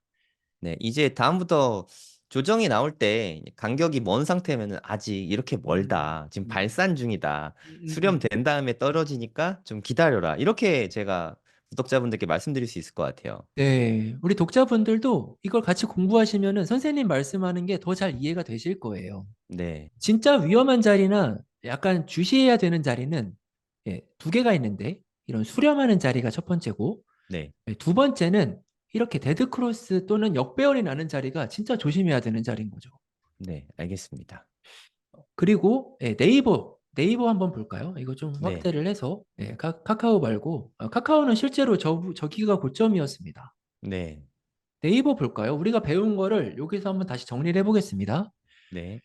자, 마동석 형님이 위에 있으니까 여기서부터 볼게요. 위에 있으니까 자꾸 뿅망치 때리는 거 보이시죠? 네. 마음이 불편합니다. 하지만 여기서 처음으로 골든 크로스가 납니다. 네. 네, 파란색이 초록색을 뚫었습니다. 동시에 정배열이 만들어진 걸 볼 수 있습니다. 네. 네. 그리고 여기 지금 마동석 형님이 밑에 있으면 엄청 든든한 우군이라고 했잖아요. 네. 네, 기울기도 가파른데도 불구하고 이 엄청난 하락을 했습니다. 이게 바로 코로나입니다. 네. 음, 하지만 이 기울기의 힘을 알고 있었다면은 우리는 이거 이렇게 기울기가 가파른데 안 뚫릴 거야 하면서 꾸준히 매수를 할 용기가 있었겠죠. 네. 그리고 사실 이런 거는 진짜 어떤 경제 위기급의 어떤 특별한 이벤트이기 때문에 이런 거는 잘 발생하지 않습니다. 네. 정배열을 갖추고 골든크로스를 만들고 나서부터 이후 쭉 상승하는 것을 볼 수 있습니다. 네. 우리가 조심해야 될 부분은 어디라고 했죠? 바로 데드 크로스 날 이렇게, 때랑 수렴할 때요. 그쵸. 이렇게 이동평균선이 가격 발산을 다 하고 이렇게 한번 아무리 좋은 상품이라도 가격 수렴은 꼭 해야 됩니다. 그러니까 무조건 오르기만 하는 자산은 없습니다. 네. 수렴을 하고 여기서 처음으로 데드 크로스가 나고 지금 수렴을 하고 있죠. 네. 그러면 여기서는 고민을 해야 됩니다. 한번 정리를 하고 발산할 때 들어갈까? 또는 그냥 반반, 반은 매도하고 반은 가져갈까? 아니면 역배열이 난 다음에 정리할까? 이런 식으로 고민을 해야 되는 것이죠. 그렇지만 수렴 이후에 좋은 쪽으로 방향이 나왔습니다. 네. 여기서 다시 재차 골든 크로스가 나고 정배열이 만들어지면서 발산을 하기 시작했습니다. 발산을 하니까 마동석 형님이 밑에서 기울기가 가파르니까 힘도 세고 받쳐주는 게 나오죠. 네. 계속 받쳐줍니다. 받쳐주다가 2차 발산, 세 번까지 발산을 했네요. 한 번, 여기서 한 번, 두 번, 세 번 발산을 했습니다. 네. 세 번 발산을 하고 이제 여기서 우리는 결과를 알지만 여기서 조심해야 됩니다. 마동석 형님께서 점점점 눕고 있어요. 네. 기울기가. 동시에 데드크로스가 나고 동시에 역배열이 납니다. 음, 역배열이 나면은 어떤 상황이라 그랬죠? 안 좋은 상황입니다. 네. 여기서부터는 2021년 말인데요. 2022년 되기 전에 이미 사실 차트에는 신호가 나왔습니다. 네. 여기서부터는 매매를 중단해야 됩니다. 실제로 지금 이 차트, 네이버 차트를 보시면요. 지금 20만 원대에 머무르고 있거든요. 네. 이 가격을 회복하지 못하고 있습니다. 음, 최종 정리입니다. 네. 시간이 없는 분들은 이것만 보셔도 됩니다. 네. 이동평균선은 n일 동안 거래에 참여한 사람들의 평균 매수가다. 이로 인해 이 선 하나하나가 지지와 저항의 역할을 하기도 한다. 골든크로스는 단기 매수세가 장기 매도세를 이기는 현상이고 이 말은 매수세가 강하다는 뜻이다. 데드크로스는 단기 매도세가 강하다는 뜻이고 단기 매도세가 어, 중장기 매수세를 이긴다는 뜻이고 매도세가 강하다는 뜻입니다. 그리고 이동평균선은 배열 상태가 중요하다. 정배열, 역배열만 기억하셔도 위험한 자리는 피할 수 있다. 매수를 할 것이라면 역배열이 발산되고 수렴한 다음에 정배열이 이제 막 시작되는 구간에 진입하는 것이 좋다. 바로 이 부분이시죠. 이 부분. 역배열이 정배열로 돌아서는 이 시점에 들어가는 게 좋다는 뜻입니다. 네. 그리고 이동평균선이 가지는 힘은 바로 정배열과 역배열에 있는데 이 정배열, 역배열은 어떤 개인이 만들 수 있는 힘이 아닙니다. 그러니까 수많은 어떤 기업의 산업의 사이클과 국가적인 자금과 이런 모든 것들이 이루어져야 만들어낼 수 있는 것이기 때문에 이 일본급의 배열은 페이크가 잘 없습니다. 음, 예, 세계의 거대 자본들이 만들어내는 로켓 발사 준비 단계라고 저는 해석을 하고 있고요. 웬만해서는 100%는 없다고 했죠. 웬만해서는 배열 상태가 갖춰지면은 그 방향으로 추세가 나옵니다. 여기서는 당연히 이제 일본급 이상을 보셔야 됩니다. 1시간 봉 정배열 됐다고 해서 계속 앞으로 좋을 것이다. 이거는 아닙니다. 네. 앞으로 저희가 공부할 게 많습니다. 오늘 이동평균선 하나만 했는데도 이렇게 지금 시간이 걸렸는데요. 이런 식으로 지표 하나하나를 공부할 텐데 이게 나중에는 어, 이런 일이 발생해요. 지표끼리 서로 충돌하는 겁니다. 그러니까 음, 이동평균선은 매수를 하라고 하지만 매물대는 매도를 하라고 하는 경우가 생깁니다.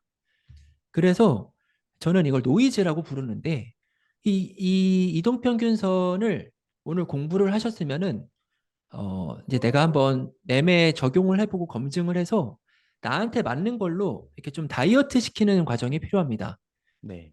저는 이걸 그래서 배열로만 보셔도 될 것 같다고 저는 생각을 하고 최대한 이 지표를 다 이렇게 하나하나 의미 부여하는 것보다 이걸 알고 참고해서 심플하게 만드는 과정을 꼭 해야 됩니다. 나는 이 지표는 이것만 참고할 거야를 해야 됩니다. 그렇지 않으면 나중에 여러 가지 지표를 공부했을 때 이게 다 충돌이 납니다. 그러면 판단할 때 판단을 못 해요. 그래서 이동평균선은 이 초록색 부분만 기억하셔도 됩니다. 네. 아주 좋은 말씀이신 것 같아요. 가장 중요한 핵심적인 거. 음, 정배열, 역배열만이라도 좀 잘 기억해 두자. 네, 음, 이게 핵심인 것 같습니다. 네. 그래서 오늘 공부는 여기가 끝이고요. 이제 우리가 공부한 거를 한번 검증해 보는 시간을 좀 가져보려고 합니다. 연습 문제가 있나요? 네, 맞아요. 이거는 답글로, 댓글로 한번 우리가 지금 이동평균선 배웠잖아요. 여러 가지 네. 기술적인 요소들을 배웠는데 제가 총 하나, 둘, 셋, 네, 세 개를 배웠습니다. 세 개를 낼 거예요. 세 개를 낼 건데 답글로 이제 나만의 해석을 해보는 거예요. 이게 중요합니다. 이게 차트는 결국 내가 해석해야 돼요.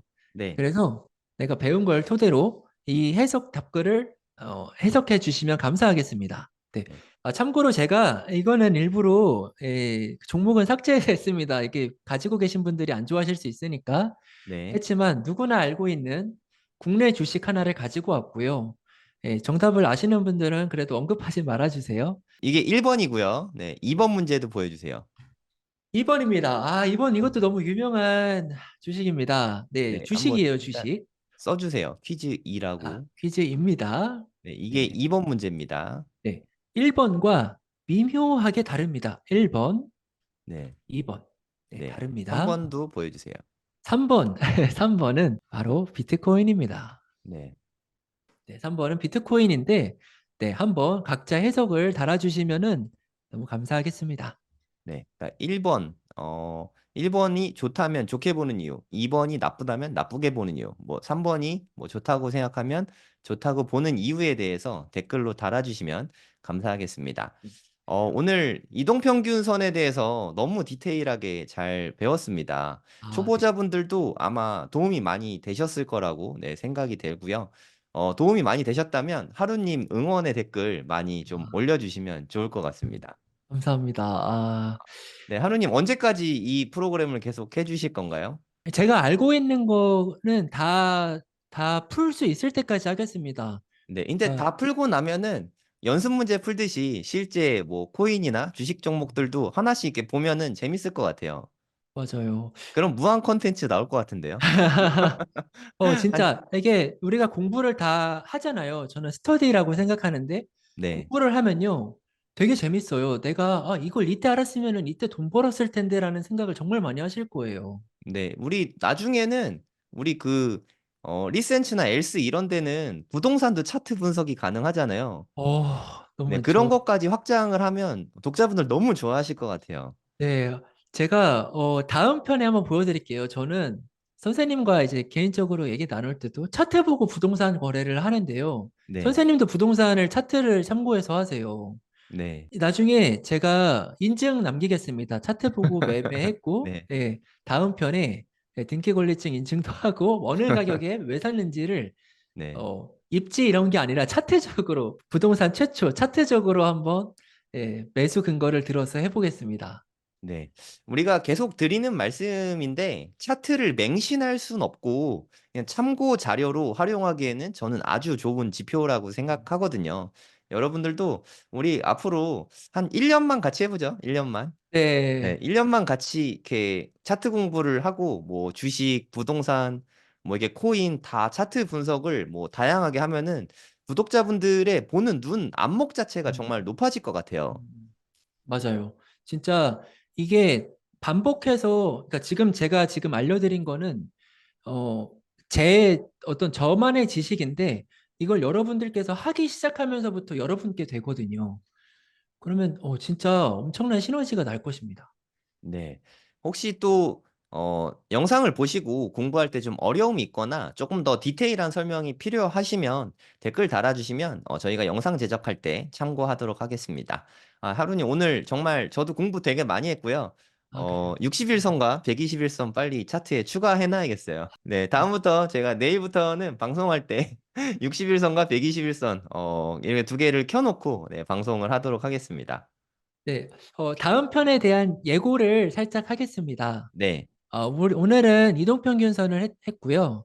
다음 편은 캔들도 참 중요합니다. 이 캔들을 해석할 수 있는 방법이 있어요. 네, 그래서 이 캔들 해석하는 방법과 이 캔들도 3대 기본 지표 중에 하나죠. 네. 그리고 지난번에 인터뷰 때 짤막하게 설명드렸던 매물대를 좀 더 오늘 이동평균선처럼 좀 디테일하게 다뤄보겠습니다. 네, 너무 네. 좋습니다. 그리고 분봉이라고 했는데, 그러니까 우리가 차트 보면은 내가 몇 분봉 보지? 1시간봉 봐야 되나? 1일봉 봐야 되나? 이거를 어떤 거를 봐야 되는지를 좀 네. 설명을 드려볼게요. 네, 너무 기대됩니다. 네. 그러니까 전번 영상에서 3분봉 주로 본다고 말씀하셨는데, 네, 3분봉 보는 거랑 뭐 4시간봉, 1봉 뭐 이런 것까지 다 알려주시면 참 좋은 것 같습니다. 네. 네. 오늘 너무 고생 많으셨고요. 네, 다음 주가 또 기대가 됩니다. 또 다음에 또 재밌는 것들 많이 알려주시기 바랍니다. 감사합니다. 네, 안녕하세요. 성정길입니다. 코인 불장이 드디어 왔습니다. 2024년에 코인 불장이 왔습니다. 코인 불장이 왔다고 모든 분들이 돈을 버는 건 아니죠. 공부를 많이 하시고 준비를 많이 하신 분들이 돈을 벌게 될 텐데, 사실 코인으로 돈 버는 게 상당히 어려운 방법이라는 거를 여러분들도 많이 아실 거라고 생각합니다. 그래서 고래동 공부에서 쟁쟁한 핫 인플루언서 분들을 모시고 프로그램들을 준비를 했습니다. 4, 5, 6월, 네, 3개월 동안 저희랑 같이 공부를 하시게 되는데요. 진짜 비트코인의 어떻게 보면 좀 전파자, 전도사 같은 분이시죠. 네, 오태민 교수님이 오십니다. 오태민 교수님도 오시고, 박 작가의 크립토 연구소, 네, 박종환 작가님이 오십니다. 저도 매일매일 박 작가님 유튜브 채널에서 많은 정보를 얻고 있는데 상당히 인사이트가 대단하신 분이시죠. 그리고 컨투 투자로 요즘에 또 코인 컨텐츠를 매일매일 올려주시는 분이시죠. 강황국 작가님께서 네, 우리 고래동 공부에 오십니다. 코인 불장을 우리 고래동 공부와 함께 해주시면 가장 효율적으로 무섭지 않게 코인 공부를 할 수 있는 그런 계기가 될 수 있다고 생각이 됩니다. 먼저 4월달 프로그램을 먼저 소개를 드리면요. 저는 재개발, 재건축을 4월, 5월, 6월 3개월 동안 강의를 진행할 계획입니다. 그리고 웅달 대표님께서는 비트코인 맥시 분 중에 네, 한 분이시죠. 비트코인 관련한 이야기, 그리고 사업을 하시다 보니까 자기 개발과 사업 관련된 이야기, 그리고 투자 관련된 이야기, 기타 전문가분들을 만나시면서 얻은 노하우들을 네, 수많은 인사이트들을 저희에게 아낌없이 네, 나누어 주십니다. 그리고 아까 말씀드렸던 강한국 작가님께서 4월 18일 목요일 날 이제 신간 서적이 나옵니다. 비트코인 폭발적 상승에 올라타라. 이게 저는 코인 투자는 타이밍이 진짜 중요하다고 생각합니다. 물론 어떤 코인을 투자하는지도 상당히 중요하지만 더 중요한 거는 타이밍과 투자 전략. 저는 이런 부분들이 가장 중요하다고 생각하거든요. 강황국 작가님 강의는 개인적으로도 매우 기대되는 강의입니다. 고래동 공부에서 함께 공부해 보시면 좋을 것 같습니다. 그리고 빗소영 대표님께서는 마지막 몰입이라는 너무 좋은 책이죠. 이 책에 대해서 독서 모임을 이끌어 주실 예정입니다. 아웃풋 독서의 고수분이신 만큼 저희에게 아웃풋을 하면서 독서하는 독서 모임을 훌륭하게 이끌어 주실 계획입니다. 그리고 저는 내년에는 2025년에는 올해 중에 알트코인 다 정리하고 저는 이제 미국 주식이나 네, 서울 부동산 쪽에 다시 좀 집중을 할 생각이거든요. 미국 주식은 지금부터 좀 차분하게 공부해 볼 가치가 있다고 생각합니다. 미국 주식으로 부자 되기. 그래서 미주부님이신데, 미주부님이 네, 4월 달에 와서 강의를 해주십니다. 개인적으로 너무너무 기대되는 강의입니다. 우리도 공부를 지금부터 해서 엔비디아처럼 미친 듯이 상승에 올라타면 네, 부자가 될 수 있지 않겠습니까? 5월에 연사 라인업들 역시 네, 되게 훌륭하십니다. 성정길, 웅달님, 빗소영 대표님 이렇게 세 분은 똑같이 같은 방식으로 진행을 하실 예정이고요. 그리고 5월 달에는 박종환 작가님이 오십니다. 아까 말씀드렸듯이 박 작가의 크립토 연구소라는 유튜브 채널에서 저희에게 암호화폐 관련돼서 시황을 매일매일 방송을 해주시는 분이거든요. 지난번에 고래동 공부에 오셔서 강의를 해주신 적이 있는데 저도 그때 너무 인상적이었어요. 그래서 많은 분들이 다시 모셔달라고 요청을 하셔서 5월 달에 네, 다시 오실 예정입니다. 그리고 아마 이때쯤이면은 신간이 나올 수도 있다고 들었거든요. 네, 신간이 나오면 따끈따끈한 소식들을 저희에게 전해 주실 수 있을 것 같습니다. 그리고 아마도 많은 분들이 가장 기대하실 것 같은데요. 오태민 작가님께서 고래동 공부에 오십니다. 이야, 이건 진짜 놀라운 일이지 않습니까? 더 그레이트 비트코인의 저자이시죠. 우리나라에 가장 많은 비트코인을 전파하신 분이 아닌가 그런 생각이 듭니다.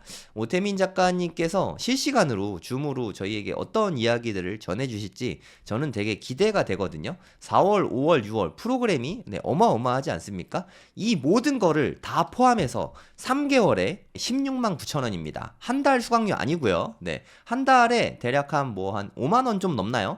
세 달을 다 합쳐서 16만 9천 원의 수강료가 책정이 돼 있습니다.